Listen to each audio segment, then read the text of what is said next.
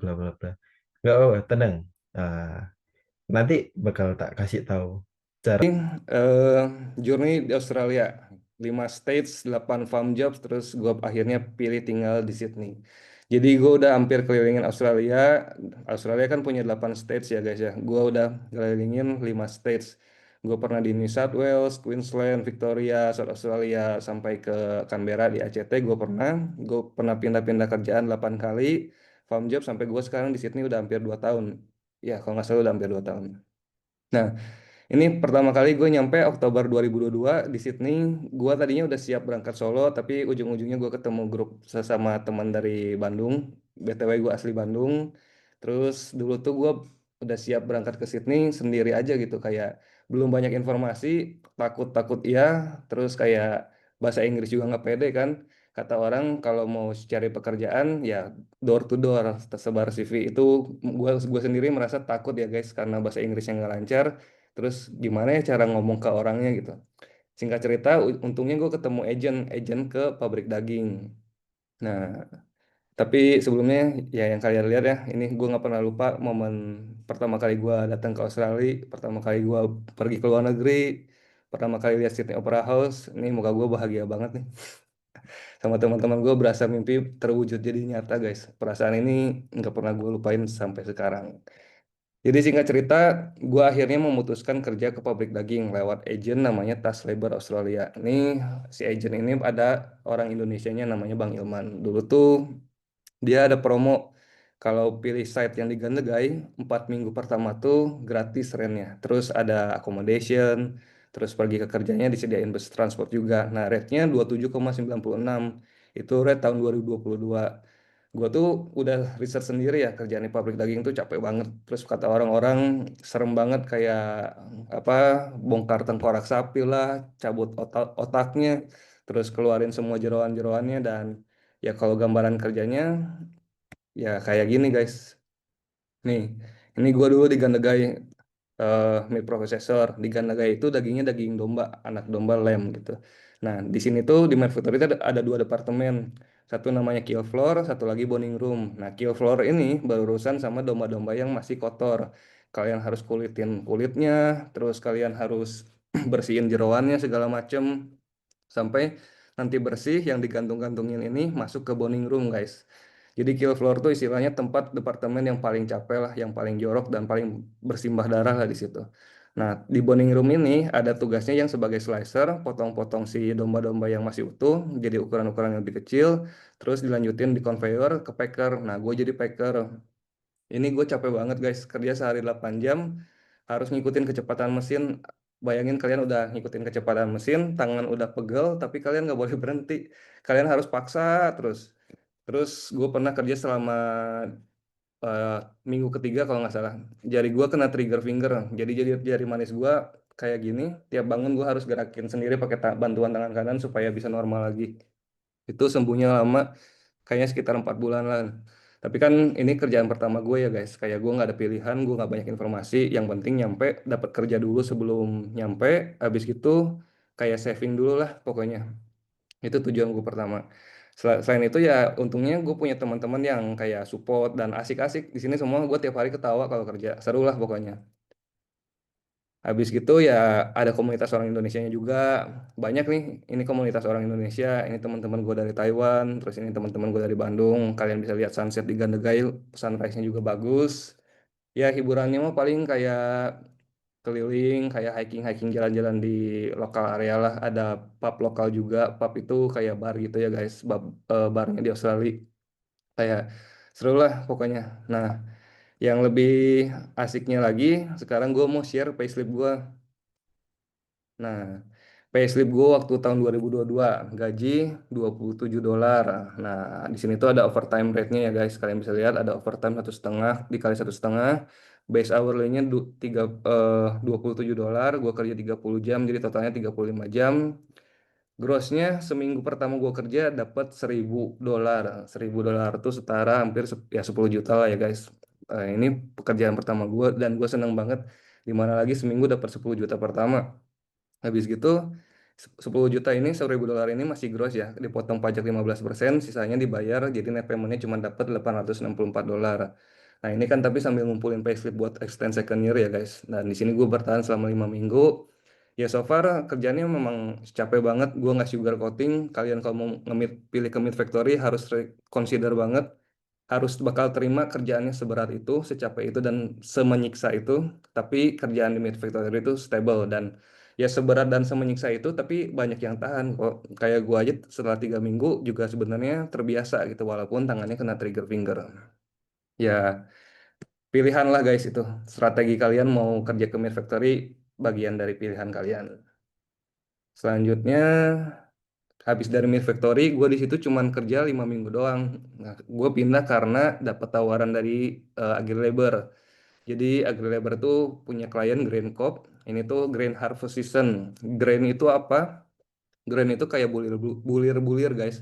Jadi kalau misalnya kayak gandum, ada bulir canola juga, terus ada bulir-bulir barley yang buat bir. Itu tuh dalam bahasa Inggris disebutnya grain. Nah, grain ini ada seasonnya. Terus kayak eh, kerjaannya gue lebih enak kayaknya ngasih lihatnya dari Instagram gue aja kali ya. Lihat profile, gue ada bikin konten tentang Grain Harvest. Nah ini dia. Halo teman-teman, kali ini aku mau kasih lihat kalian gimana sih kerjaan di Grain Harvest. Grain Harvest itu salah satu kerjaan yang paling diincar anak-anak WHV. Buat gue sendiri, Grain Harvest itu kerjaan yang paling mudah dan menyenangkan kalau ngebandingin sama farm jobs yang lain. Nah, kalau mesin ini namanya stacker dan hopper. Grain yang dibawa dari truk itu bakal disalurin mesin ini dan dibawa ke dalam bunker. Tugas kita itu kita harus bisa operasiin mesin ini dan bisa parkirin truk yang datang. Kerjaan ini juga salah satu kerjaan yang nuntut skill komunikasi kita. Karena mostly Inggrisnya orang Aussie yang di Outback lebih susah didengar dibanding yang di City. Grain Harvest itu ada seasonnya. Biasanya seasonnya 1 sampai 2 bulan. Ya, tapi paling lama mungkin bisa sampai 3 atau 4 bulan. Kalau lagi baru awal season, kerjaannya santai banget. Bisa cuma duduk doang dari pagi sampai pulang. Tapi kalau harvest time-nya udah mulai, kita bisa bakal kerja terus non-stop dari awal masuk sampai pulang. Kerja di Grand Harvest ini ada tantangannya juga. Yang udah pasti kita bakal kerja di outdoor area. Kita harus bisa bertahan mengatasi suhu panas dan badai angin. Gak cuma itu, debu dan grain itu bisa bikin gatal kulit kita loh. Kalau kalian mau ke Grand Harvest, kalian harus siap dengan kondisi kerja yang seperti ini. Dan nggak setiap tahun juga season Grand Harvest ini bagus. Bisa jadi cuma kurang dari sebulan, dan dalam seminggu mungkin cuma masuk 2 hari. Untuk lebih detailnya ada di caption ya. Ya, kurang lebih gitu ya guys kerja di Green Harvest tuh. Nah, Green Harvest tuh biasanya di Outback-nya benar-benar di Outback jauh dari peradaban lah. Jadi kalian tuh kalau misalnya kerja butuh transportasi, kalian at least mungkin kudu beli mobil. Nah, gua kan waktu dulu di Gandegai. Gandegai itu di New South Wales. Gua tuh sama teman-teman cari mobil, akhirnya pergi dulu ke Melbourne, sekalian short holiday, terus kita dapetin mobil ini nih. Kita patungan beli mobil ini berenam. Harganya cuma $6.000, $3.000, $3.000 berenam. Sebenarnya nggak boleh ya guys, mobil tuh kursinya cuma 5 tapi kalian masuk berenam. Tapi kita nggak ada pilihan, udah mepet waktunya. Ya mau gimana lagi kita harus beli mobil. Nah, dulu Grand Harvest-nya gue tuh di Victoria, nama daerahnya Lake Bolak. Nah, kira-kira gambar-gambar. Ini sebenarnya gambar dari Google ya guys, tapi kira-kira benar-benar kerjanya kayak gini. Nah, kalian tuh kalau lagi mantau si truk ini, jangan sampai bagian sisi yang nggak kelihatannya spill kayak gini. Kerjanya tuh gampang, cuman operasiin si stacker dan si hopper ini. Kalau sampai luber, ya ini kalian harus sekop-sekop sendiri, capek banget. Dan Grand tuh, walaupun bulir-bulir gini ya, tapi sebanyak ini tuh banyak, capek aja pokoknya. eh Kiranya gitu aja yang kalau di Grand Harvest. Habis di Grand Harvest, oh ya gue kasih lihat payslip gue dulu. Rate-nya kan tadi $32 ya guys. Tuh $32. Nah ini payslip pertama gue. Payslip pertama gue tuh enaknya Grand Harvest tuh dia punya overtime rate, terus ada weekend rate-nya juga, terus kalau kalian overtime ada meal allowance. Nah, di sini gue kerja seminggu ini kalau ditotalin sekitar 30 jam, gue dapat grossnya 1.121. 30 jam dalam seminggu dapat grossnya segini, bayar pajak dapatnya segini. Nah, gue pernah sekali waktu kerja di akhir tahun, dapat public holiday, Natal dan Tahun Baru. Itu kenceng banget guys duitnya. Eh, nah ini, lihat seminggu kerja kena public holiday Natal dan Tahun Baru, gue dapet grossnya 2.946. $60 lagi $3.000 guys. $33.000, 30 juta dalam seminggu. Ini kencengnya luar biasa. Kerja 7 hari nonstop. Ini kalau di total ada sekitar mungkin 60 jam. Sehari 10 jam sampai 9 jam. Ini pertama kali gue ngalamin punya gaji 30 juta dalam seminggu. Nah, yang gue mau kasih tahu ke kalian, yang gue bilang tadi, Grand Harvest tuh kerjaan favorit, kerjaan gampang, tapi seasonnya tergantung season gitu. Kayak nggak setiap harvest tuh bagus, kadang kayak yang gue bilang tadi, seminggu mungkin masuk cuma sekali atau 3 kali. Jadi kalau kalian mau ngambil Grand Harvest, tahu gajinya bagus, tapi harus siapin plan A, B, dan C. Kalau misalnya season yang jelek, kalian harus sudah langsung cabut. Ini bukannya ria ya guys, gue ini cuma sharing aja, terus biar kalian punya gambaran kalau kerja di Grand Harvest itu gajinya berapa. Nah, habis dari Grand Harvest, gue jalan lagi ke Mildura. Di Mildura ini gue kerjanya sebagai picker grapes. Ini dapat kerjaan dari Facebook, dari kontraktor di Facebook. Nah, waktu dulu tuh Grand Harvestnya cuma sisanya cuma 5 minggu doang, gue juga. Bahkan sebelum grand seasonnya mulai, gue disuruh datang tanggal 5 Desember, gue masih ingat banget. Gue nyampe tanggal 5, tapi nggak dikasih kerja, kayak belum mulai aja harvestnya. Gue hampir nggak jadi tuh sama teman-teman, kayak kita nganggur 2 minggu, buang uang buat bayar rent, buang uang buat bayar kehidupan, tapi nggak dapat kerja. Terus kayak kita dapat ketawaran kerja tadinya mau picking raspberry jauh tuh dari Victoria ke Coffs Harbour. eh udah sampai setengah jalan di Sydney, udah 9 jam nyetir, ada panggilan lagi, Senin mulai kerja, terus akhirnya kita diskusi, akhirnya balik lagi. Nah, case-nya tuh gitu guys, kalian tuh bisa disuruh datang, tapi belum tentu langsung kerja. Jadi yang gue bilang tadi, harus siapin plan A, B, dan C gitu. Nah, habis itu kan gue lanjut kerja ke Mildura. Nah, dapat kerjaan ini dari Facebook, rate-nya $26. Sebenarnya ini masukannya piece rate. Jadi di target eh, sejam tuh kalian harus bisa dapetin at least 5 bin. Nah, kalau kalian dapetin lebih dari 5 bin, kalian bakal dibonusin sesuai harga binnya $5 sampai $7 gitu. Jadi misalnya kalau kalian bisa dapetin 6 bin, ya kerjanya dibayar $30. Bisa dapetin 7 bin, ya dikali aja ini berapa. Nah, tapi kalau kalian nggak bisa keep up sama target, di cover sama hourly rate $26 per jam. Dan di sini tuh nggak disediain akomodasi, nggak ada transport juga gitu. Kalian harus cari sendiri dan emang punya transportasi. Nah, kerjaannya kayak gini guys, picking grapes. Kalian bakal di ladang, terus ladangnya kayak ada line-line-nya gitu. Ini kiri kanan kalian bawa troli, bawa timbangan, bawa boxnya, bawa plastiknya, bawa bagnya juga. Nah, enak nggak enaknya kerja di Grabs ya kalian kalau enaknya kalian bisa sambil nyobain Grabsnya langsung guys, kalian gunting comot sendiri makan boleh tuh. Ini ada Grapes namanya Cotton Candy. Ini pertama kali gue makan Grapes, beneran rasanya sesuai namanya, Cotton Candy guys. Beneran kayak apa, gulali rasanya, anggur tapi rasa gulali gitu. Terus enggak enaknya kerjanya tuh di ladang, jadi kayak nggak ada lunchroom, terus toilet jauh. Jadi kalau kalian mau istirahat, istirahatnya di tengah ladang aja gini. Terus lainnya tuh dua kiri kanan. Gua dulu struggle karena sebelah gua jago orang Islander lah, orang Samoa, orang Tonga gitu. Mereka udah punya pengalaman, jadi kita kan harus trimming nih guys. Kita picking anggur, tapi yang jelek-jeleknya harus kita buangin. Nah, gua kan kalah cepet. Jadi anggur-anggur di lainnya gua ini diambilin sama si orang-orang Islander gitu. Jadi gua tiap ngelewat ya gua dapat ampasnya doang gitu. Nah, tiap hari gua nggak bisa keep up target. Gue cuma bisa dapat 2 box doang. 2 box ini tuh kira-kira 11 kilo. Itu gue udah berusaha juga. Susahnya tuh karena harus nyeleksi si anggurnya. Dan tiap hari hampir diancam, kayak diancam mau dipecat gitu guys tiap hari. Ujung-ujungnya gue sama temen gue mikir buat cari kerjaan baru. Ya, tapi sebelum itu gue share pay rate-nya dulu ya guys. Nah, oh ya, gue share kehidupannya juga. Nggak cuma kerja doang, ini kota pertama gue yang ada kehidupannya cukup kayak modern. Ada Anytime Fitness, ada Target, ada Korean Barbecue, ada Intersport. Kalian bisa merasakan hidup sebagai orang normal lagi setelah kerja di Outback ya. Kayak udah masuk ke pedalaman, akhirnya ke peradaban lagi. Ini Mildura lumayan bagus. Sekarang kalau nggak salah rent-rentnya juga udah agak mahal. Tapi kalian bisa cariin kerjaan farms, Grab Speaker kalau kalian mau coba gitu ya. Nah, pay rate-nya, gue dibayar, gue 5 hari kerja, sehari kerja kurang lebih bisa 8 sampai 9 jam. Itu dibayarnya 1.200 dan bersihnya cuma 1.000. pay rate-nya yang gue bilang tadi, kalau kalian nggak bisa cover target, ya di cover sama hourly rate 26. Tapi tiap hari diancam mau dipecat, guys. Sedih ya. Oke, nah kerjaan gue berikutnya itu, aduh, bentar. Nah, setelah dari Mildura, dari Victoria, gue berangkat ke Queensland. Ke Queensland tuh ada nama kotanya Stanthorpe. Nah, dulu tuh kita kerja di eh, SSR. Nah, gue dapat kerjaan ini dari Agri Labor. Lagi dan lagi dapat kerjaannya dari Agri Labor. Agri Labor itu apa? Agri Labor itu sama guys, kayak apa namanya? Bentar ya.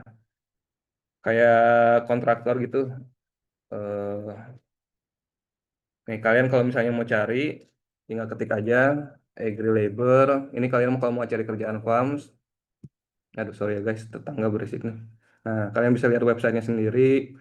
Tuh, apply for Green Harvest. Terus kalian lihat nih, now hiring. Cari jobnya di mana, misalnya di New South Wales. Tuh, kalian bisa cari di sini. Ada kontraktor orang Indonesianya juga, namanya Rizal. Sama Raka, sama siapa lagi ya gue lupa. Pokoknya dulu itu mereka berdua yang ngebantu gue. Tapi yang buat ngebantu gue ke kerjaan yang kayak ke Grain sama ke kerjaan strawberry ini namanya eh siapa ya? Gue lupa. Tapi orang Taiwan gitu, bukan orang Indo. Bentar ya. Kalian bisa cek sendiri di websitenya kalau kalian mau ini ya. eh Apa namanya? Cek-cek kerjaan apa aja yang ada di Agile Labor. Nah, kerjaan di sini tuh kalian kerjanya di warehouse kayak gini, terus nanti tuh bakal ada conveyor dari gentong-gentong ini nih. Gentong-gentong itu bakal muter. Nanti kalian tiap buka gentongnya bakal keluar akar-akar stroberi. Terus kalian harus pisahin sesuai kriteria yang disuruh. Jadi kalian harus ngiketin 25 batang, terus kalian masukin ke dalam keranjang. Keranjang itu harus punya 4 bundle. Jadi satu keranjang itu ada 100 batang stroberi. Sama ini juga ditarget kayak minimal 4 box dalam sejam. Terus gue juga sama yang kayak gini-gini gue payah lah kerjaan kayak gini gue nggak bisa diancam juga mau dipecat lagi dan lagi. Sama nih nggak ada accommodation, nggak disediain transport juga. Terus gue ikut ini di bulan Maret. Ya tapi ya ini tinggalnya di Caravan Park. Ya ada kehidupan lah, ada kafe-kafe juga. Nama kotanya Stanthorpe nih. Dengar-dengar sih si Strawberry SSR ini udah nggak ada lagi ya, kayaknya udah bangkrut. Sempat dengar tapi nggak tahu gitu benar apa enggak. Nah, pay rate-nya berapa dulu? Pay rate-nya $28. Tapi di sini walaupun kerjaannya capek guys, long hour nih. Dalam seminggu 6 hari kerja 60 jam dikali 28 gue dapat grossnya 1.700. Bayar pajak segini, bersihnya dapat 1.400. Lumayan nih guys, kerjaan farm dapat segini tuh gede. Lumayan lah, tapi ya dibayar sama ini juga. Jam kerjanya panjang gitu. Nah, tips dari gue ya kalau cari kerjaan antara yang pay rate-nya bagus atau yang cari jam kerjanya panjang. Itu semakin banyak jam kerja semakin banyak kalian dapat duit. Nah, karena kerjaannya capek, akhirnya untuk pertama kalinya gue berpisah sama rombongan gue yang selama ini gue bareng. Gue punya info kerjaan baru ke Coffs Harbour nih, picking raspberry. Di sini dibayarnya pakai piece rate, terus nggak ada accommodation juga, nggak ada transportasi juga. Nah, kalian tuh bakal kerja ke ladang mirip-mirip kayak di anggur tadi. Terus kalian bakal picking si raspberry ini. Nah, kalian bakal bawa bucket diikat di perut kalian. Kalian kerjanya tuh bakal petik raspberry, tapi kalian harus bisa pisahin grade-nya loh. Kayak ada grade first grade sama second grade. Nah, yang dibayar tuh cuman yang first grade. Kelihatannya gampang ya guys, cuman kayak picking-picking doang asal kalian cepet. Gue juga dulu berpikir gitu, tapi setelah dicoba nggak bisa, gue nggak bisa cepet ternyata. Gue emang nggak sejago itu buat kerjaan yang kayak piece rate gituan. Dan salah satunya ya kalian disuruh kerja, tapi belum harvest time. Kalau belum harvest time buahnya sedikit. Jadi kalian percuma kerja dari jam 6 pagi sampai jam 3 sore, 9 jam ya dapat-dapatnya cuma sedikit gitu. Nah, pembayarannya gimana? Pembayarannya tuh kalian per panet. Per panet tuh satu box kecil ini dibayarin $0,7. Satu ember ini kalau full bisa jadi 6 sampai 7 panet gitu. Nah, ya kurang lebih mekanisme kerjanya kayak gitu, guys. Dan sejujur-jujurnya kayak ini tuh orang bilang ya kalau Raspberry di Coast Harbor itu udah red flag gitu karena banyak kontraktor yang hiring supaya duitnya buat mereka gitu. Jadi gue tuh kerja ke sini bareng kontraktor. Mungkin sebenarnya satu panen itu tuh harganya $1 gitu ya. Cuman dipotong ke kontraktor mungkin 0,3 atau 0,2. Ya ke guanya larinya tinggal jadi 0,7 gitu. Ya kontraktor mah nggak peduli kita dapatnya berapa sehari. Ya mereka mah dapat komisi aja dari orang-orang. Mereka masukin 10 orang ya komisi 10 orang buat mereka gitu. Jujur, gua di sini kerja nggak ada duitnya. Gua kerja seminggu paling cuma dapetin $350 mentok-mentok. Itu udah berusaha. Terus $350 ya cuma buat bertahan hidup, bayarin sama bertahan hidup. Sehari kerja 9 jam pernah cuma dapat $50. Nggak worth it banget sih. Tapi kalau kalian mau cobain dan kalau kalian pengen coba aja nih, terus kalian merasa bisa cepet picking dengan bayaran piece rate ya boleh aja gitu. Ya, tapi gue kasih tahu kalian harus siapin second plan juga karena ini red flag biasanya. Tuh. Nah, karena kerjaan Raspberry nggak menghasilkan uang, gue cari kerjaan lagi, gue lagi dan lagi bareng Eagle Labor, gue kerja di Queensland di Emerald. Ini cukup long season 4 sampai 5 bulan. Jadi citrus, sorter dan packer. Nah, di sini juga salah satu kerjaan yang orang Indonesianya banyak nih, guys. Ini kumpulan orang Indonesia, terus ini orang-orangnya juga banyak. Ada rate overtime-nya juga, terus akomodasinya disediain, terus ada bus transport juga. Dulu sih bayarnya $50 per week. Nah, terus di sini tuh ada komunitas orang Indonesianya, jadi kehidupannya juga ada tempat fitness, ada restoran, ada apa. Ini dulu kita perpisahan, sehabis season yang beres, ada fine dining gitu. Orang-orang Indo, ya seru sih kalau nginget-nginget zaman dulu. Terus ada suburb nearby, Rockhampton, 3 jam dari situ, kalian bisa main kayak, bisa nyobain banyak macam lah, kalau mau beli mobil juga bisa. Nah, payslipnya. Payslip gua tuh, lihat guys, long hour, seminggu kerja 59 jam, kerja 6 hari, 59 jam, berarti hampir 10 jam tiap hari. Kali 28, dapat grossnya 1.671. Dipakai bayaran, potong pajak, bersihnya dapat 1.200. Ini purely saving, sudah bayaran, kalian cuma benar-benar saving buat bayar groceries dan apapun yang kalian bayar gitu, internet, 1.200 long hour. Dan kalau kalian udah kerja aturan overtime itu gini. Jadi kalau kalian udah kerja selama 304 jam dalam 8 minggu, rate-nya itu tuh bakal naik jadi 39,57. Nah, sebelumnya kan rate-nya 28,26 tuh. Nah, kalian bakal dapat rate 39,57 buat 2 minggu setelah kalian membereskan 304 jam dalam 8 minggu. Nah, sayangnya pas lagi overtime ini kerjaan gue cuma masuknya 5 hari. Jadi cuma dapat 45 jam. Masuk 5 hari aja 45 jam kerja udah dapat 1.800 guys. Hampir 20 juta ini seminggu grossnya. Terus potong pajak bayaran bersihnya 1.300 lah, kurang lebih 1.350. Jadi kalau disuruh pilih dari farm-farm sebelumnya, ya gue sih bisa bilang si Citrus ini eh, yang paling oke sih menurut gua karena long season, jam kerja panjang, banyak orang Indonesianya, akomodasi disediain, transport bus juga disediain.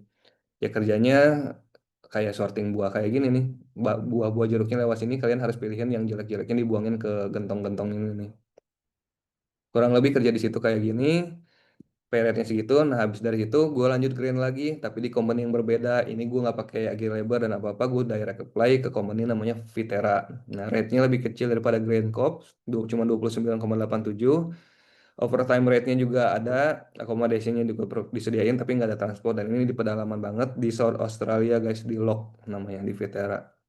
Nah, di sini itu payslipnya kurang bagus. Maksudnya format payslipnya nggak bagus ya guys. Jadi kayak jelek lah. Gua nggak screenshot dan nggak apa-apa. eh Standar jam kerjanya cuma 36 sampai 38 jam seminggu. Dengan rate segini gue paling cuma dapat 1.000-an doang. Tapi plusnya akomodasinya disediain kita nggak usah bayar gitu. Dan ini cuma 5 minggu. Terus habis gitu ya udah. Gue kerja Grand Harvest kayak yang tadi gue kasih lihat di video. Habis itu akhirnya gue memutuskan untuk pindah ke City gitu. Nah, tapi kalau kalian misalnya sampai ke Lock, kalau di South Australia itu banyak tempat destinasi-destinasi menariknya ya guys. Kalian nggak cuma kerja doang, tapi kalian bisa explore alamnya Australia. Ini gue pertama kalinya lihat ada danau yang kirinya warna biru, kanannya warna pink guys. Terus ada Pink Lake juga. Ini gue sama pacar gue ada banyak tempat destinasi lah ke pantai, terus ada kayak hiking-hiking gitu. Ini komunitas kita nih ada orang Indonesia, orang Perancis juga ya, yang kerja di Vitara. Ini WFH itu nggak cuma kerja ya guys, namanya juga working and holiday. Kalian bisa sambil kerja terus nikmati semua hiburan yang dan pengalaman yang bisa kalian nikmatin gitu. Kayak road trip sejauh dari Queensland utara ke Victoria ke South Australia ke selatan. Ya kalian bisa lihat-lihat danau-danau kayak gini nih yang nggak pernah kalian lihat sebelumnya gitu. Nah, udah end of our back life gitu. Terus gue kan putusin buat kerja ke Sydney. Kenapa gue putusin buat kerja ke Sydney? Karena kalau dibilang kan dari South Australia, kota paling dekat kan bisa aja ke Adelaide ya. Ke Adelaide atau nggak ke Melbourne. Karena gue udah dapat informasi pada saat itu job opportunity yang paling banyak tuh adanya di Sydney gitu. Dan ya udah gue coba dengerin saran-saran teman gue dan akhirnya gue coba kerja di Sydney dan stay di sini akhirnya udah sampai 2 tahun gitu, hampir 2 tahun. Nah, di Sydney itu ada kerjaan apa aja sih? Bukan di Sydney, di city gitu ya, nggak cuma di Sydney. Kota besar kan ada banyak ya, ada Brisbane, ada Sydney, Melbourne, dan Adelaide gitu. Nah, kalian bisa jadi Uber Eats, food delivery, kalian bisa jadi kerja di restoran, jadi chef, jadi kitchen hand, sorry, bisa jadi kerja jadi retail assistant, jadi jaga toko gitu, jaga toko ini JD Sport dan banyak lainnya. Kalian bisa jadi barista, jadi cleaner, terus bisa jadi forklift driver, bisa kerja di warehouse, jadi driver juga, atau jadi process worker gitu bisa guys. Banyaklah opsi kerja di Sydney. Nah, gimana cara cari kerja di City? Kurang lebih cara cari kerjanya yang paling umum sih, yang paling gampang ya guys, yang selama ini gue laluin itu pakai agent atau kontraktor. Disclaimer, gue nggak merekomendasikan agent ini, tapi agent ini yang pernah gue pakai selama ini buat dapetin kerja. Karena orang bisa aja pakai agent ini tapi dapat kerjanya shit job gitu. Kalian coba semua agent juga nggak selalu bagus gitu. Nah, field word of work-nya apa? Kalau di Blue Collar ini ada catering. Mungkin beberapa dari kalian ada yang udah tahu juga ya catering namanya Donata gitu ya di Sydney dekat airport gitu. Ada warehousing, mostly sih warehousingnya kerjaan-kerjaan di factory, terus proses worker, freight handling, terus banyak banyak lah kalian bisa cek sendiri. Kalau misalnya nih gue kasih contoh ya, eh, contoh agentnya yang tadi Chandler McLeod. Kalian buka aja websitenya, masukin locationnya, atau search job title-nya nih, misalnya gue lagi di New South Wales ya kalian bisa lihat-lihat ada kerjaan apa ya nih misalnya proses worker terus yang cobalah lihat ini proses worker ini apply now coba. Nah udah kalian bisa langsung isi data kalian upload CV terus kalau udah beres nanti kalian bakal ditunggu dihubungin aja atau enggak kalian bisa follow up langsung ke nomor telepon si Chandlernya atau emailnya. Oke. Nah, cara kedua, kalian bisa direct apply, kalian bisa door to door, sebar CV kalau cari kerjaan kayak di restoran, di retail, retail kayaknya enggak. Kalau di restoran, terus kalian keliling-keliling aja di CBD gitu. Kalian door to door, sebar CV. Kalau nggak langsung chat dari aplikasi pencari kerja. Ini aplikasi-aplikasi yang biasanya gue pakai buat cari kerja ya guys. Sebenarnya cuma dua ini doang, Seek dan Indeed yang paling umum gue pakai. Kalau ini mungkin yang lebih profesional. Kalau kalian misalnya bisa fotografi, karena gue punya teman juga yang kebetulan kerjanya fotografer, dia dapat kerjaan dari LinkedIn, terus bisa, padahal WHV kan mostly kerjanya di warehouse dan gitu-gitu, tapi dia bisa dapat di office gitu. Habis gitu, nah di situ tuh ada kerjaan kayak construction dan misalnya forklift driver. Kalian bisa bikin license-nya dulu. Kalau mau kerja di construction, di bangunan, kalian perlu yang namanya white card. White card ini kalian bisa bikin, harganya kurang lebih $120. Kalian ikut course-nya, terus kalau udah punya ini, kalian bisa kerja di construction. Sama kalau kayak forklift license, gua ada videonya juga, kalian bisa cek di profile gua. Ini kalian bisa ikutin course-nya, terus ya kalian kalau udah punya license bisa dapat kerja juga gitu. Tapi yang gue mau saranin kalau mau kalian dapetin forklift license, itu kalian dapetin forklift license sebelum kalian kerja ke Outback. Nah kalau kalian bisa dapat kerjaan di Outback yang butuh forklift gitu, ya kalian bisa langsung dipakai kerja. Karena mostly ya kalau kalian mau di city, kalian jarang apa namanya, jarang ada company yang mau ngebolehin kalian kerja walau kalau kalian nggak punya experience gitu. Eh, ini sorry ada yang kecoret. Oke, lanjut aja. Nah, eh Kerjaan berikutnya bisa jadi food delivery atau Uber Eats lah orang biasanya. Dulu gue pernah sampai jadi ranking tertinggi Uber Eats Pro Diamond nih. Gue udah beresin 708 trip dan ya ada juga kalau gue boleh kasih lihat kerjaan jadi Uber di City. Sorry ya, sebentar guys. Ada di profile gue. Nih kalau kalian mau lihat kerjaan gue di warehouse, Grand Harvest, terus event-event yang ada di Sydney, kalian bisa lihat profile gue ya.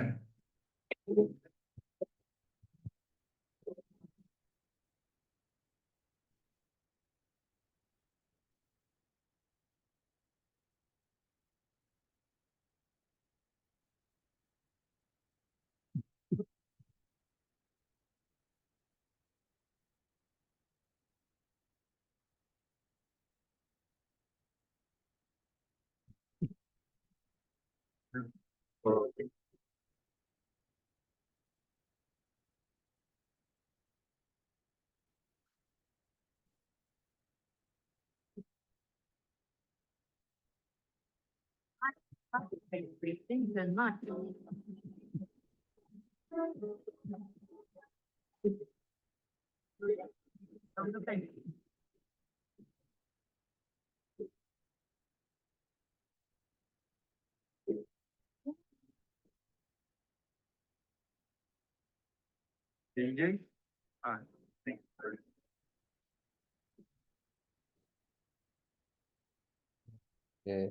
Kurang lebih gitu ya guys. Ini Uber Eats pakai e-bike. Nah, terus gue pernah bikin konten juga Uber Eats yang pakai motor. Ya ada perbandingan lah. Oke. Nah, kalau kalian mau pakai Uber Eats itu menurut gua kerjaan side hustle aja sih. Kayak yang apalagi bukan musim-musim yang lagi rame, contohnya lagi kayak summer sekarang. Mostly dulu pengalaman gue pertama kali ke Sydney itu gue langsung beli sepeda kan. Gue beli e-bike harganya 1.100. Terus gue mencoba eh, apa narik gitu. Sehari paling cuma dapatnya $50 karena nggak rame gitu.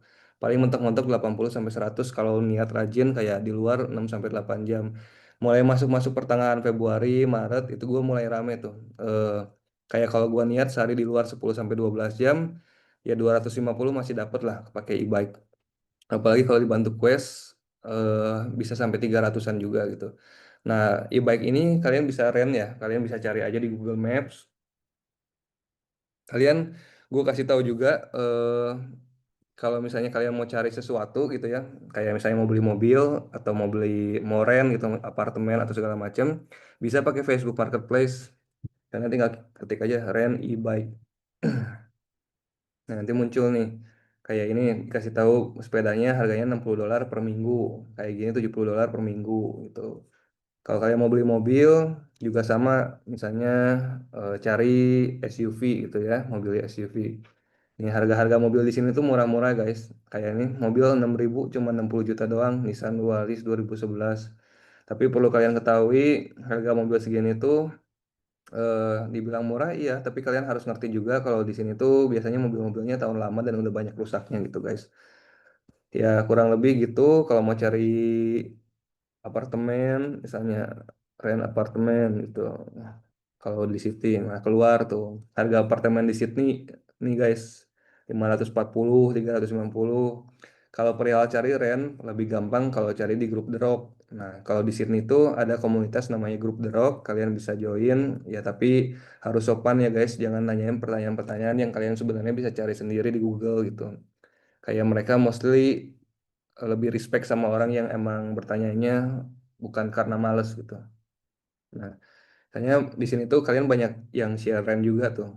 Kayak kalian tinggal cari aja nih, room di CBD, available 7 November, all bills included, electricity, gas, wifi, toilet paper disediain, dekat dari Coles, dekat dari Town Hall Station. Nah, kalau di Sydney itu di kota, biasa sistem rent tuh ada bond money-nya. Bond money itu apa? Uang deposit gitulah guys, kayak jaminan. Jadi, kalau kalian mau ke City, anggaplah ya biaya rentnya $300 seminggu gitu. Kalian tuh harus nyediain 2 weeks bond money, berarti kalian bayar rent 1 minggu dan uang jaminan 2 minggu, berarti kalian kali tiga $900 tuh harus keluar dulu. Nah, terus ada minimum stay-nya 4 bulan biasanya, ya tergantung landlord lah. Ada banyak lah kalian bisa lihat di grup The Rock. Cara cari apartemen, cari mobil, cari apa, rent-rent kayak gitu paling gampang di Facebook Marketplace. Itu nggak gue bahas di sini, gue bakal bikin kontennya juga, nanti kalian tungguin aja ya. Oke, gue pribadi lagi biasanya kerjanya di warehouse gitu. Gue pernah kerja di warehouse di Donata, di Exponet dulu, ini warehouse furniture. Ini kerjanya physical demand banget, rate-nya $31. Dan ya capek banget guys, nggak bohong kerja di warehouse tuh. Gue ada konten juga, eh, kasih lihat singkat aja ya. Misalnya kerja di Donata gitu. Review kerjaan aku di Donata Warehouse Cargo. Sekarang aku sudah hampir 1 tahun bekerja di sini. Nah, kerjaan sehari-harinya aku itu biasanya ngebantu melakukan penerimaan unit shipping dari airport. Unit shipping ini isinya box-box yang nanti akan kita stacking ulang di atas palet kayak gini. Kerjanya emang simple sih, gak banyak mikir, tapi physical demanding banget. Kadang ada aja berat box yang sampai 40 kilo. Nah, kalau lagi busy day, wah mampus, capek banget. Barangnya terus datang sampai malam. Tapi kadang enaknya perusahaan juga suka kasih makan-makan bareng kayak gini. Ya enaknya kerja di sini itu seenggaknya tidak diburu-buru dan slow pace juga kerjanya. Masih bisa santai dan dengerin musik juga. Kalau perihal rate gaji ya ini termasuk oke sih. Buat day shift kita dikasih $31 per jam, afternoon 35 dan night shift 39. Dan ini salah satu kerjaan yang ngasih shift weekend. Kalau Sabtu kita dikali 1,5 dan kalau Minggu kita dikali 2. Kalau mau overtime juga fleksibel, kita bisa request. Dan overtime sudah dihitung setelah lewat dari jam ke-8. Oh iya, di sini juga lunchnya dibayar. Minusnya kerja di sini itu cuma rosternya. Kadang dikasih 5 hari, dapat weekend, kadang juga nggak dipanggil. Ya, so far kerjaannya sih oke, tapi ini bukan kerjaan yang aku bisa rekomendasiin. Oke gitu ya guys, ini ada review kerjaan juga di warehouse, tapi gue mau mempersingkat waktu, nanti kalian lihat sendiri aja. Nah, terus abis gitu kan kalian udah punya gambaran ya, kayak kerja di Australia, dapat gaji. Menurut gua pribadi, eh, kalau kerja di Australia itu UMR-nya buat gua sendiri tuh $1.000 seminggu. Menurut gua kerja normal 38 jam seminggu, rate-nya $30. Eh, sorry, ya kalian harus bisa dapetin at least $1.000 seminggu. Kurang dari itu kerjaannya nggak worth it guys, menurut gua gitu. Atau enggak kalian harus extra job. Nah, bedanya kerja di farms dan di city gitu. Kalau di farms tuh ya kalian kerjaannya cuman itu doang gitu. Kalian nggak banyak kerjaan karena di outback. Tapi kalau di city ya kalian walaupun kerjaannya misalnya gajinya kecil, tapi kalian bisa double triple job gitu. Bisa nguber, bisa misalnya kalau kerjaan di kafe gitu, pertama di kafe mana pagi dari jam 6 sampai jam 12, terus lanjut lagi mungkin di restoran jam 3 sampai jam 9. Ya mostly anak-anak WHV kerja di city biasanya kerjanya double triple job guys. Dulu juga gue triple job, pernah jadi warehouse di warehouse furniture, warehouse cargo yang tadi, terus sama warehouse event. Kayak itu capek banget ya, tapi lumayan lah bisa ngumpulin at least 2.000 sampai hampir 3.000 gitu guys. Nggak selalu itu, nggak selalu, tapi ya rata-rata 1.600-an lah dengan effort gitu ya. Terus kalau ngomongin living cost, nah ini ada perbandingan living cost di regional sama di city ya. Mostly perbandingannya paling besar cuman kalau ada di rent nih. Kalau di regional cost tuh sepengalaman gua rate-nya cuma dari 120 sampai 190 ke atas. Tapi kalau di city tuh mahal dari 900 150 sampai 350. Nah, ini 4 kategori kebutuhan primer kayak rent, pangan, kayak groceries, alat mandi, internet sama transport. Menurut gua ini nominal yang sangat realistis dan biasanya orang memang spend segini gitu. Dan apa namanya, hidupnya juga nggak hidup yang empot-empotan gitu guys, bukan ngirit. Ini udah hidup cukup enak, makan kayak selalu ada lauk daging dan enak aja kualitas makanan food grade di Australia guys. Buat gua sendiri, gua budget $100 seminggu tuh udah makan enak, udah protein tercukupi, eh, kebutuhan mandi dan lain juga tercukupi lah. Nah, oke, sebelum sebelum kasih lihat ini, total cost-nya kalau di regional sekitar 305 sampai $415 plus ya ini. Terus kalau di city mulai dari 375 sampai 625 ke atas. Jadi kalau kalian cuma dapat gaji $1.000 seminggu, ya ini balik lagi tergantung masing-masing orang. Kalau kayak gua kerja di Outback gaji 1.000, potong 300 berarti gue bisa saving at least 500 sampai 600 seminggu. Terus kalau kerja sebulan berarti gue dapat 2.000 sebulan gitu. Nah, apa namanya? 20 juta berarti guys sebulan. Kalau udah maksudnya kalau di compare sama Indonesia kayak jauh banget kan, kayak inilah emang kelebihan kerja di luar negeri, apalagi yang dibayarnya pakai dolar gitu guys.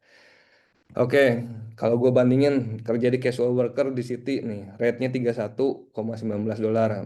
Karena tadi minimum wage-nya 24,95 dan extra casual loading itu 25%. Kalau kerjanya seminggu cuma 37,5 jam, normal kerjaan aja, kerjanya cuma satu. Nah, kira-kira seminggu dapatnya segini, 1.170. After tax-nya 900-an, ya kira-kira kalau bisa saving segini guys. Balik lagi, kalau kalian kerja di City, ya kalian bisa lebih banyak extra money-nya. Kalau kalian dapat sistem di farm juga yang bagus, kayak tadi gua Green Harvest, seminggu bisa 2.900. Ya depends, itu tergantung case aja guys, gitu. Jadi kalau kalian udah lihat dapat saving segini, bisa 1 M setahun. Oke.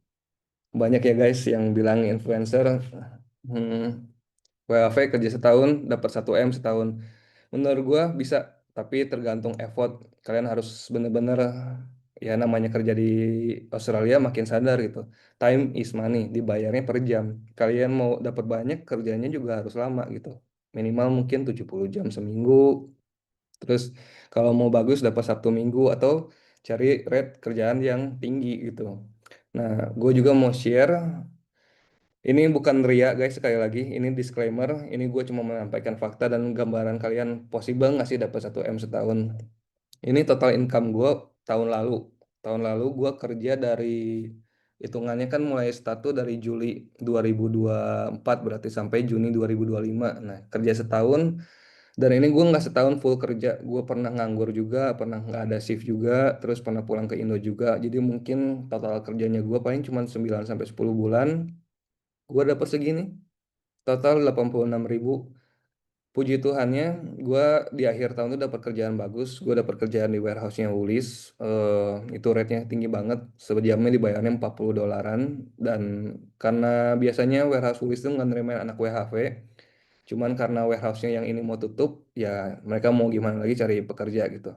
Karena itu gue bisa lumayan besar nih guys, dapat 86.000, 9 sampai 10 bulan kerja, dipotong tax 14.000. Net saving gue berarti dapat 70 ribuan selama setahun.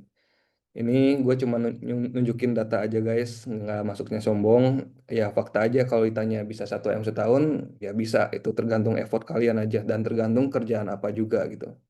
Gue punya beberapa temen yang bahkan income gross-nya bisa sampai 120.000, 130.000, 110.000. Nggak banyak sih, paling cuma 2-3 orang. Tapi kalau ditanya bisa, ya bisa. Ini juga gue buktinya cuma 9 bulan, 10 bulan kerja udah segini, nambah 3 bulan kerja lagi ya kekejar sih, bisa dapat 100.000 gitu ya. Nah, balik lagi, kalau ngomongin kalian nggak dapat WHV, kalian tuh tujuannya harus ditentuin dari awal. Kalian tuh mau beresin WHV, ngumpulin duit aja kah? Dulu gue sebelum berangkat, gue planninnya cuma 3 tahun aja WFW cari duit terus pulang ke Indo buka bisnis sesimpel itu guys. Tapi nyatanya nggak semudah itu. Saving juga nggak selalu sebanyak itu. Terus kalau pulang ke Indo juga kalian tahu sendiri keadaan di Indonesia nggak selalu baik-baik aja gitu kan. Kayak nggak tahu mau ngapain. Makanya gue tetap pengen hidup di Australia dan waktu gue pertama kali pulang ke Indonesia ya. Dulu gue masih inget di 2022 harga minuman gitu ya, kayak minuman minuman biasa jus gitu kan masih 18.000 20.000. Gue pulang di 2024 udah 38.000 40.000. Wah, gue merasakan kalau gaji gue masih di Indonesia yang UMR di bawah 10 juta, wah nggak ada masa depan sih guys. Makanya gue pilih WHV buat merubah hidup gue jadi bisa sesuai dan mewujudkan mimpi gue gitu. Nah, setelah ngejalanin hidup di Aussie juga, gue ngerasa kualitas hidup gue emang pengen di Aussie deh kayaknya, udah lebih better di sini gitu. Makanya gue mengejar PR kalau bisa dapat sponsorship, puji Tuhan, dari ambil sertifikat 3 mekanik dan elektrikal ini gitu. Nah, kalian sendiri masing-masing tentuin sendiri. Entah kalian yang emang dapat WHV-nya kepepet udah umur 30, mau gimana lagi. Kayak kalian paling cuma bisa setahun, 2 tahun, atau puji Tuhan bisa sampai 3 tahun. Ya maksimalin aja, kalian harus atur strategi. Nah, mostly anak-anak WHV itu pathway-nya gitu. Kalau nggak 3 tahun pulang, terus 3 tahun ganti student, kalau nggak dari tahun pertama udah mereka beresin terus mereka ganti student gitu biasanya gitu. Nih, Gue ini dulu guys, waktu masih di Indonesia, gue background gue punya sarjana teknik elektro, gue IPK-nya juga di atas 3, terus gue bisa masuk kerja sebelum gue wisuda gitu, puji Tuhannya. Tapi gue merasa lulus dari elektro tuh bukan yang kayak punya skill gitu loh. Kayak berasanya gue masih kosong kalau mau ke apa namanya apply pekerjaan.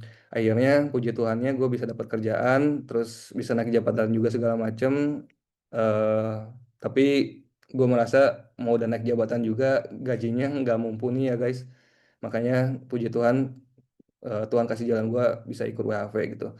Gue berharapnya kalian semua yang emang punya tujuan masing-masing, apalagi pengen ngubah hidup yang lebih baik gitu ya guys, membahagiakan orang tua atau nyiapin kehidupan yang lebih baik aja buat kalian, entah kalian emang cuma pengen ngerasain hidup di luar negeri, punya pengalaman merasakan loh bener nih kayak di film-film hidup di luar negeri ketemu bule segala macem kayak berasa di film gitu, ya bebas. Tapi apapun yang kalian perjuangkan gua harap semuanya all the best. Kalian semua yang berjuang dapat SDWAV, gua harap dapat semua nanti yang pas hari tanggal 15 ya. Singkat cerita, dari WHV ini gue bisa pergi ke Jepang bareng pacar gue pernah naik helikopter, liburan, naik cruise juga, terus gue pernah main ke Snowy Mountain. Nah kalian nggak tahu ya, di Australia itu ada salju juga tahu. Padahal kayak masih di dekat-dekat Indonesia kan iklim-iklim tropis ya. Tapi di Australia itu ada Snowy Mountain, dan gue bisa semua ini karena WHV. Kalau nggak WHV, kerja terus di pabrik, ah, kapan bisa kesininya gue nggak tahu gitu guys. Jadi gue berharap kalian juga bisa nikmatin apa yang pernah gue nikmatin gitu. Gue berharap banget yang terbaik buat kalian ya. Oke, kayaknya udah beres sesi slideshow dari gua. Terima kasih udah nyempatin waktu kalian. Ini udah hampir 2 jam, nggak kerasa ya. Semoga apa yang kita sampaikan dari Bro Oki sama dari gua bisa menginspirasi dan apa yang kita sampaikan bisa jadi berkat buat kalian. Kalau kalian ada yang mau ditanyain, eh, silakan. Eh, bentar ya, bentar, sorry. Nah, oke, gua kira ke logout guys. Senang banget bisa kalian. Jangan keluar dulu guys. Sorry, jangan keluar dulu. Gua kan punya hadiah. Hadiah buat kalian yang udah gua janjiin dari ini gua kolaborasi juga sama Flip Education. Tapi sebelum gua kasih hadiah, gua mau kasih kesempatan buat kalian tanya jawab ya. Ini yang udah raise hand dari Bang Yadi. eh, gua unmute. Boleh open mic bentar ya. Nah, Oke kan, ya. Kenapa? apakah suaranya jelas? Ya. Oke. Sebelumnya terima kasih banyak ya Bang, atas kesempatannya, atas insight pengalaman WHV-nya. Yang ingin saya tanyakan tuh terkait dengan terkait Abang memilih apa namanya CV pertama itu kan ibaratnya dari Indonesia gitu kan, fix untuk memilih tempat pertama ke Australia. Kemudian boleh satu lagi kayak jadi tadi Bang nyampaikan kalau mau apa sponsor ya. Nah, jadi kayak nantinya rencananya sponsornya gimana dan mau di bidang apa gitu. Terima kasih. Tadi pertanyaannya perihal pilih City ya. Nah, kalau pilih City, gue juga jujur guys, basic knowledge-nya gue tuh cuma dari kata orang gitu. Dari kata orang, udah searching-searching, tanya banyak orang, emang di Sydney itu lebih banyak dibanding di kota-kota lain gitu. Di Sydney itu opportunity jobnya lebih banyak dan kalian kalau coba searching sendiri ya, Sydney itu masuk salah satu 4 besar kota ternyaman di dunia untuk ditinggalin gitu. Makanya gue pilih Sydney waktu itu. Ya, coba dulu aja, coba dulu aja datang ke Sydney gitu. Cuman sesimpel itu aja. Terus kalau perihal sponsorship, di sini tuh ada namanya skill on demand. Kalian bisa search sendiri di Google ya, cari aja skill on demand. Nah, ada nggak sih pekerjaan yang masuk dalam list itu gitu. Mekanik ini masuk ke dalam list itu, tapi pathway-nya mostly gue incernya jadi sponsorship gitu. Jadi gue kerja di company, gue coba tanyain ada nggak sih company yang bisa sponsorin pekerjanya gitu. Makanya pathway yang gue laluin harus jadi student dulu, punya sertifikat 3 mekanik, habis itu ya cari kerja gitu. Cara sponsornya gitu. Menjawab? Oke, siap. Gua tanya, gua unmute lagi ini Bang Jiji. Bentar ya.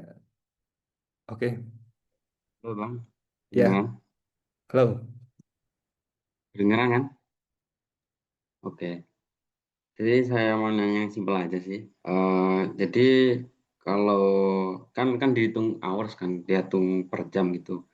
Jadi itu hmm, kerjaan itu kalau misal masuk kerja tapi nggak ada task misal nggak ada tugas gitu nggak ada kerjaan itu tetap dihitung hoursnya atau enggak? Terus eh, itu dihitung kerja atau enggak gitu atau kalau atau dihitung kerja kalau ada task kalau ada tugas gitu aja itu pertama terus kedua istirahatnya kayak gimana bang kerja di misal long hours gitu 9 jam dari jam berapa sampai jam berapa itu istirahatnya kayak gimana. Misal buat yang muslim gitu kan butuh sholat misal. Eh, udah demikian coba dijawab. Oke, kalau boleh dijawab, jadi di sini tuh ada regulasi ya guys. Ada regulasi kalian tuh kalau masuk kerja wajib dibayar minimum 4 jam. Setahu gue pasti kayak gitu. Tapi nggak tahu ada kalau ada company yang emang punya kebijakan kalau misalnya kalian cuma masuk 2 jam ya dibayarnya 2 jam gitu. Tapi perihal case ini gue rasa kayaknya by law gitu. Tapi ini gue belum pasti ya. Cuma menurut gue gitu. Soalnya gue dulu pernah kerja di warehouse furniture. Gue kerja cuma 2 jam, tapi dibayarnya 4 jam. Itu enak tuh kerja 2 jam dibayar 4 jam gitu. Habis gitu kalau perihal istirahat di sini tuh biasa istirahat tuh ada dua orang-orang tuh biasanya nyebut istirahat kecil itu yang short term paling cuma 5 sampai 12 menit, paling lama juga 15 menit istirahat pertama. Biasa orang nyebutnya smoko atau enggak tea break gitu. Terus ini istirahatnya yang dibayar biasanya 15 menit. Kalau yang lunch break 30 menit, kalian nggak biasanya kalau morning shift nggak dibayar. Tapi kalau kalian dapat afternoon shift biasanya dibayar gitu. Nah, nggak semua kerjaan ada yang bayar lunch break-nya, tapi beberapa ada juga yang bayar. Nah, kalau perihal kayak butuh sholat Jumat segala macam, itu kalian bisa minta izin ke supervisor segala macam. Nggak semuanya pasti ngasih, tapi kalian bisa coba ngomong karena yang tadi gue bilang Australia itu menjunjung keadilan, hak dan kewajiban. Terus gue berharap nih buat kalian semua yang kalau bisa dapat kesampaian pergi ke Australia, kalau gue ngerasa budaya kerja di Indonesia kan benar-benar hierarki ya. Dulu gue pernah kerja ngadepin direktur tuh takut nunduk banget, ke kepala departemen berasa deg-degan banget. Di sini tuh semua sama, relax kayak bos sama kita tuh satu level gitu. Kita cuma teman kerja, tapi dia pemimpin gue gitu. Jadi tolong jangan pernah bawa budaya kalau kalian harus terlalu sopan, terlalu nunduk. Biasa aja, jangan sombong juga. Tapi ya udah gitu. Menjawab, bro. Oke, siap. Gue mau unmute lagi nih, Bro Respati.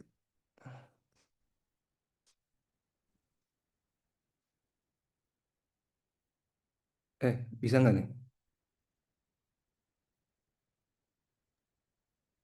Halo, cek cek.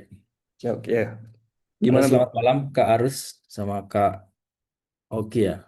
Terima kasih atas waktunya. Ini udah jam malam banget ya ini ya di Aussie ya. Udah menyempatkan waktu. Langsung saja. Kalau untuk pertanyaan sih nggak ada yang teknis ataupun gimana cara ke Aussie ya. Karena 50% kan keberuntungan juga ya. Saya lebih ingin tanya itu, kebetulan saya juga tinggal di luar negeri lama ini, 6 tahun. Jadi kalau dari sudut pandang Kak Arus sendiri tuh apa sih yang kira-kira misal Kak harus balik lagi ke awal WHV itu yang nggak harus dilakukan gitu loh. Misal apa sih yang seharusnya dilakukan gitu. Oh harusnya aku ini kayak gini gitu. Harusnya langsung misal ke Citrus atau misal langsung cari buat yang eligible buat apa second sama third year gitu. Itu sih lebih ke arah itu sih. Terima kasih. Oke, makasih pertanyaan Bro Respati. Kalau gue ditanya boleh tuh putar ulang waktu, paling yang bakal gue benerin adalah money management. Nah, kalau kalian yang orang-orang pernah kerja di Indonesia gitu ya, dulu zaman gue kuliah, gue dengar temen gue kerja kerja sebulan 2 bulan tapi gaji nggak pernah ada gitu, kayak lewat doang, nggak tahu kemana habisnya. Nah itu jangan sampai kalian bawa ke Aussie ya. Dulu gue nggak bawa budaya itu, tapi mostly duit gue habis buat pakai nganggur. Jadi karena kurangnya informasi, terus ya kayak contohnya yang gue bilang tadi, gue pernah dipanggil kerja tapi nggak langsung disuruh kerja. Nah hal-hal kayak gitu tuh bisa gue hindarin kalau gue punya informasi. Jadi kayak gue punya plan plan A B C D-nya. Dulu gue nggak punya. Jadi begitu pindah, aduh ini cuman ini kerjaan ini yang gue andelin gitu. Gue nggak tahu ada kerjaan lain gitu. Nah dengan sekarang kalau gue dibalikin waktu gitu ya, kalau waktu saat itu ke Grand kira-kira tahu nih pasti belum bakal dipanggil, belum langsung kerja. Gue mungkin bakal bertahan dulu di Mir Factory mungkin sampai 6 minggu, sampai kira-kira baru pertengahan ya udah gue baru datang gitu, karena udah kebaca seasonnya gitu. Mungkin 1 minggu setelah tanggal yang diminta gue baru datang gitu. Kira-kira planningnya di situ sih, di money management dan lebih ke tambah pengetahuan. Jangan males cari tahu ya guys, jangan mengandalkan kayak orang males gitu. Kalau banyak nih orang-orang yang kayak S2 WHV itu apa, cara kerja di Australia itu apa, pakai visanya apa, itu kan hal-hal yang bisa kalian cari sendiri di Google ya. Jangan cuma pengen disuapin gitu intinya. Kalau kalian punya mental yang kuat kayak gitu, ya informasi itu nomor satu. Kayak kalian kumpulin sebanyak-banyaknya. Tahu kerjaan bagus juga nomor satu. Yang kayak tadi gue bilang, ada Grand Harvest kerjaan favorit. Ada kerjaan favorit kedua di Cotton Gin. Cotton Gin tuh cara masuknya susah. Biasanya pakai temen yang udah pernah kerja di situ. Atau ya kalian kalau emang lagi dibutuhin, apply keterima. Tapi masuknya susah banget. Tapi kenapa gue bilang itu favorit? Karena di situ long season, bisa sampai 6 bulan. Kerjanya juga bisa long hour. Orang-orang yang masuk ke Tenjit pasti kumpulin duitnya banyak. Percaya sama gua. Terus ada kerjaan ketiga, Vivo gitu, di mining segala macam. Nah, itu kan semua hal yang awalnya gua belum tahu gitu. Kayak seandainya gua bisa diulang waktu, kalau gua tahu hal-hal kayak gitu, gua bakal berusaha dapetin kerjaan yang bagus itu dan long hour gitu. Kira-kira segitu ya Bro Respati, semoga menjawab. Gua lanjut ke yang berikutnya, ke Kak Jamiatu. Halo Kak, Halo. Kak aku mau nanya dong. Ini kan eh, kebetulan aku nih udah 30 tahun nih besok. Besok nih pas banget 30 tahun. Terus untuk load second sama third itu bisa nggak sekalian dalam 1 tahun? Jadi abis aku second, terus kayak ngumpulin lagi 6 bulan tuh, terus aku apply lagi buat third year-nya. Terus untuk payslip itu diulang dari nol atau bisa pakai payslip yang second year itu? Udah. Oke, ini sama kayak yang gue jalanin ya. Jadi gue 1 tahun pertama tuh gue kerjanya di farm saja semua. Gue ngeberesin semua payslip buat second dan third year. Jadi kalau misalnya kayak Kak Jamia tuh udah mepet 30, kenceng-kencengin kejar payslip. Jadi misalnya udah 3 bulan nih, udah cukup buat extend ke second year, langsung apply. Udah langsung apply. Nah, visanya tuh payslipnya tuh bakal ke reset. Jadi payslip yang buat third year tuh dihitung setelah apply second year. Apply di lots-nya aja udah kehitung, itu visanya payslipnya bisa dipakai buat third year gitu. Jadi contohnya misalnya eh, kakak udah dapetin 13 payslip, terus kakaknya apply second year gitu. Aduh sorry ya guys, ini sorry, sorry. Nah, jadi misalnya habis ngumpulin 13 payslip, kalian apply second year. Nah, di payslip ke-14 kalian udah bisa dipakai buat sampai ke third year gitu. Kejar aja sebelum umur 31, sebelum ulang tahun yang ke-31, kalau bisa dalam 9 bulan pertama kerjanya di farm aja terus. Kira-kira kayak gitu. Oke, semoga menjawab ya Kak Jamia tuh. Kalau ada yang mau ditanyain lagi, eh, di chat aja di sini. Gua mau cuma minta 3 orang lagi buat ngasih pertanyaan. Abis itu gue bakal share hadiah dan tutup sesi meetingnya. Nah, ini ada Kak Lawrence.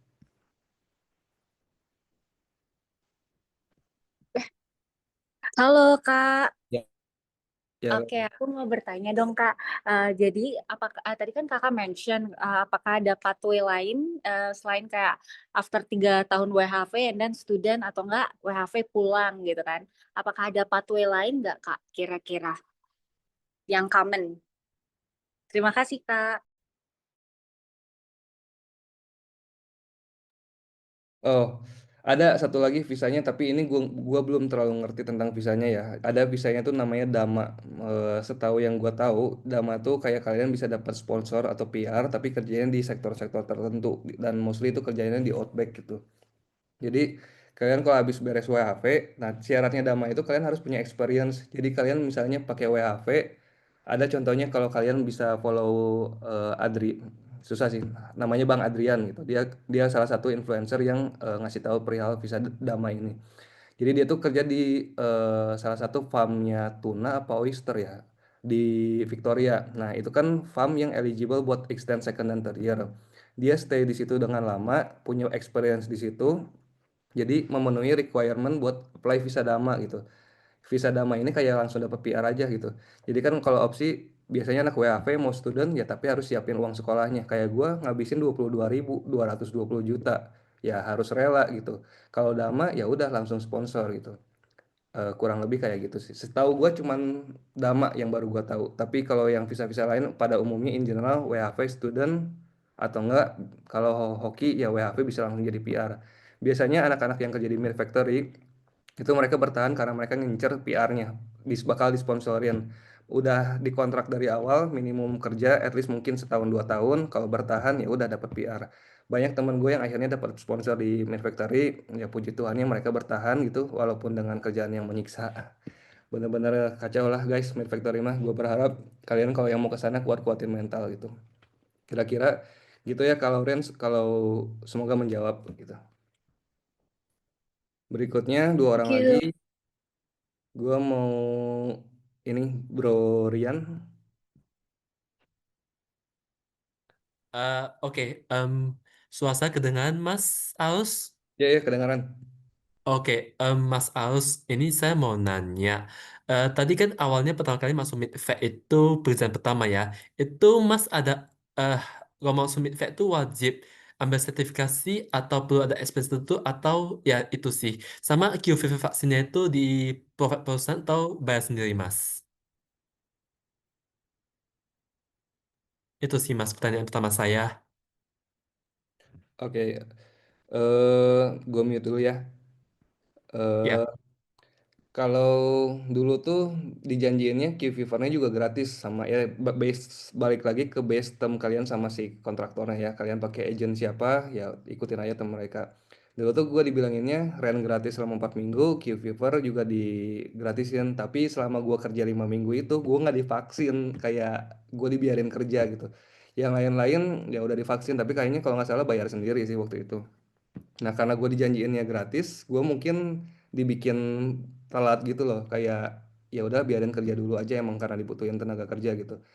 Itu balik lagi sama temennya. Terus kalau mau kerja di Manufactory, gak butuh sertifikat apapun. Kalian kerja aja biasa karena kerjaannya kan non skill ya. Kalian cuma sebagai packer. Kalau kalian sebagai slicer juga bakal di training di sana gitu. Kurang lebih kayak gitu sih.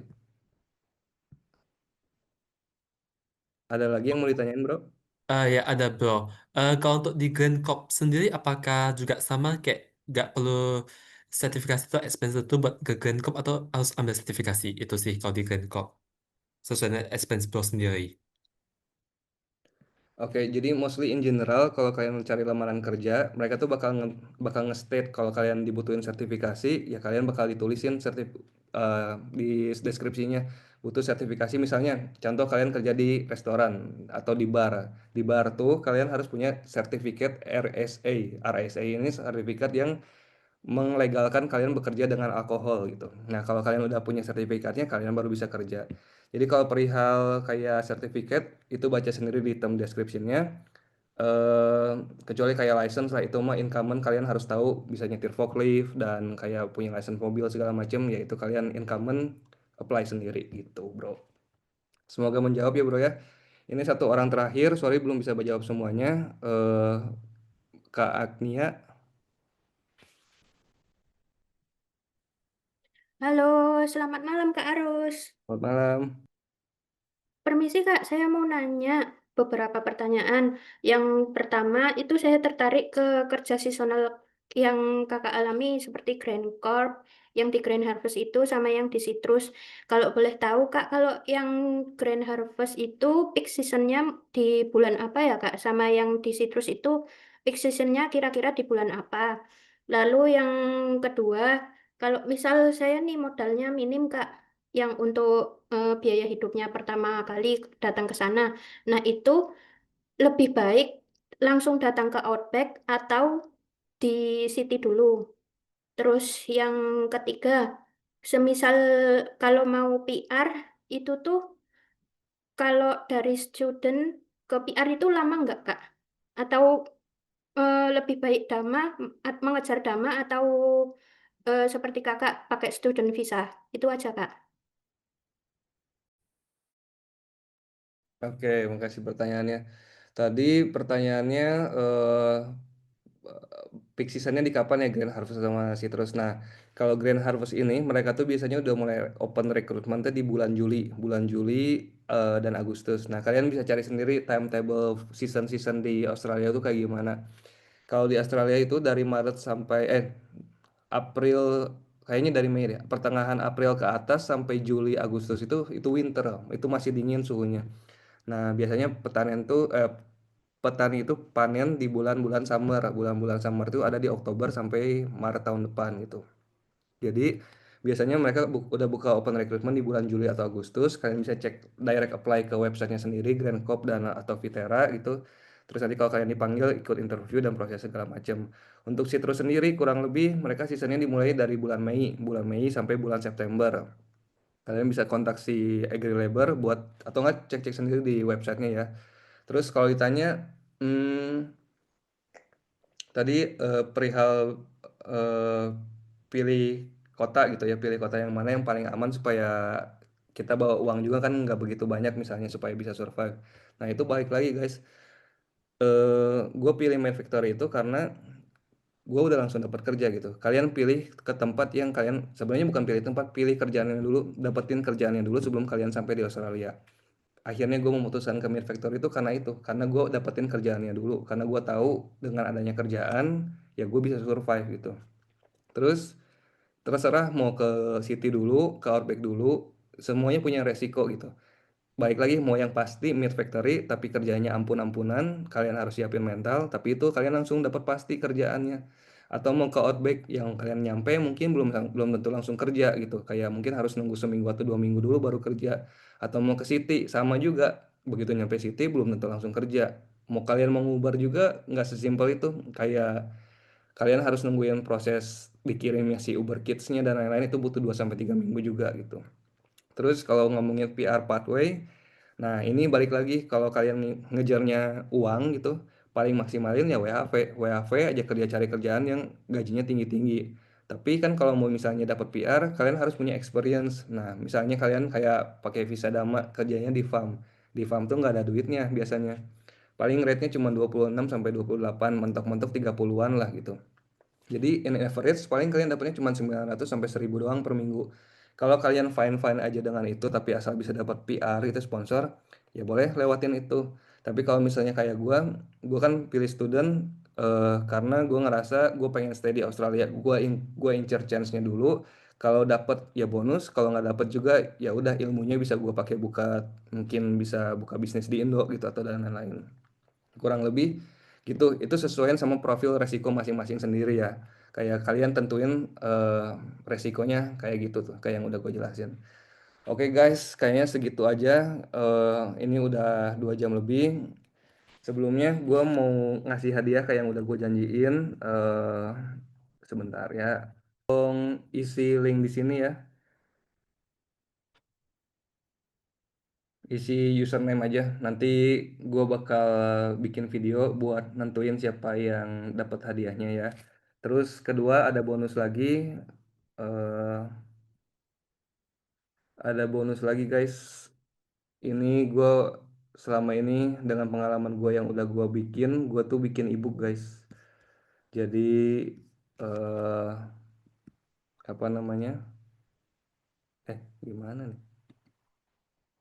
Nah, gue punya 2 ebook, satu yang udah gratis panduan SDWAV dan satu cerita tentang gue yang dulunya mantan pegawai pabrik kerja ke Australia anjay. Nah, gue dulu ngehargain buku ini 99.000, gue diskon 59.000. Mulai dari hari ini, buat kalian duluan yang ikut Zoom ini, gue bikin ini gratis. Kalian bisa cek sendiri langsung di Instagram gue di bio-nya. Nah, atau gue langsung copy aja nih produknya. Kalian bisa download, itu kurang lebih nyeritain semua perjalanan hidup gue di Australia. Eh, Semoga bermanfaat. Semoga apa yang kita sampaikan dari gua sama Bro Oki itu membantu kalian dan menginspirasi kalian ya. Tujuan kita emang satu visi, semoga bisa jadi berkat buat sesama, apalagi kita orang-orang Indonesia harus kerja dan punya kehidupan yang lebih baik. Link ini bakal gua share juga di Telegram, gua bakal share formnya juga. Nanti gua bakal umumin siapa yang dapat hadiahnya. Thank you banget guys udah join. Semoga kalian bisa cepat dapat ke Australia. Kalau bisa meet up jadi ya seru-seruan aja lah di Sydney. Ya. Thank you guys sekali lagi. See you, semangat kerjanya, semangat berjuangnya jadi SDWAV. Kalian keren abis. Bye.